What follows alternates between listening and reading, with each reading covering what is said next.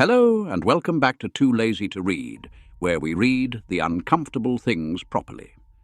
Today, we are taking on The Rebel by Albert Camus, and a quick nod to Too Lazy to Read listener Greatenup 2007, who requested this one. You have, I must say, not recommended a light little beach pamphlet. You have handed us a philosophical siege engine. Yes, this is not a book you casually flip through while waiting for soup. This is a book that arrives, stares at your conscience, and asks whether history has been using murder a bit too enthusiastically. Absolutely. And that is exactly what Albert Camus is doing here. The Rebel, published in 1951, is one of his largest, most ambitious, and most divisive books. If the myth of Sisyphus asked the great absurd question, whether life is worth living, then The Rebel asks the next, darker, more political question. If the world has no final meaning and no guaranteed justice, do we therefore have the right to kill?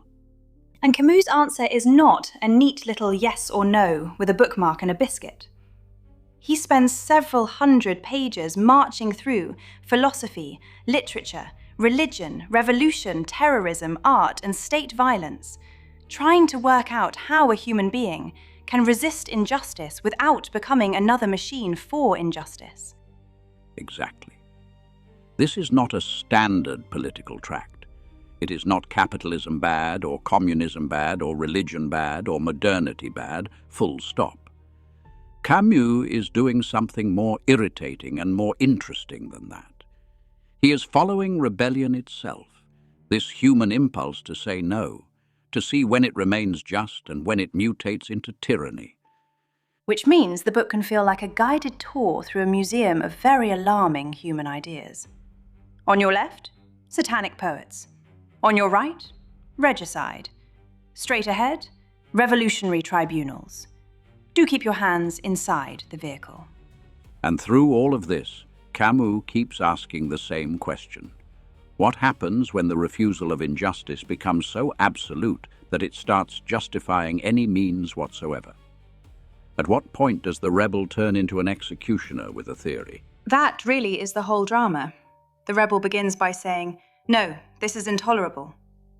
But hidden inside that no is also a yes to some value, some limit, some dignity, some line that should not be crossed.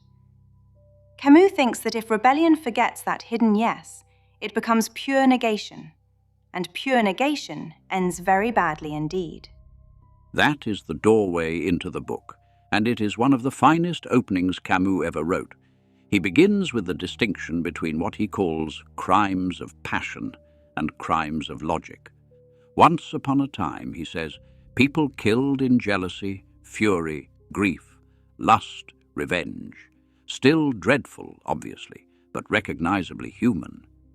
In the modern world, by contrast, people kill with systems, doctrines, historical necessities, theories of salvation, administrative procedures, and very tidy signatures. Yes, not "I was beside myself," but "after consulting the worldview, we found mass death appropriate," which is much worse, because the killer now arrives with a philosophical alibi. Precisely. Camus says we live in an age of premeditation, of logical crime, and he wants to know whether philosophy has, in effect, become a laundrette for murder. So before he even defines rebellion, he makes that very sharp move from private despair to political bloodshed. In the myth of Sisyphus, the big issue was suicide. In The Rebel, the big issue is murder. If nothing has meaning, if everything is absurd, if all values collapse, then maybe murder becomes indifferent. But Camus immediately says the logic doesn't quite hold. Yes, because if you reject suicide, if you insist on remaining alive in the face of the absurd, you have already granted that life matters in at least some minimal sense. And once life matters, it becomes hard to argue that only your own life has value, and everyone else's is negotiable. This is one of his biggest steps. Absurdity, left by itself, risks sliding into, well, nothing matters, do what you like. Camus says no. The very act of persisting, the very act of protesting, implies value, and that implication becomes clearer in rebellion. Exactly.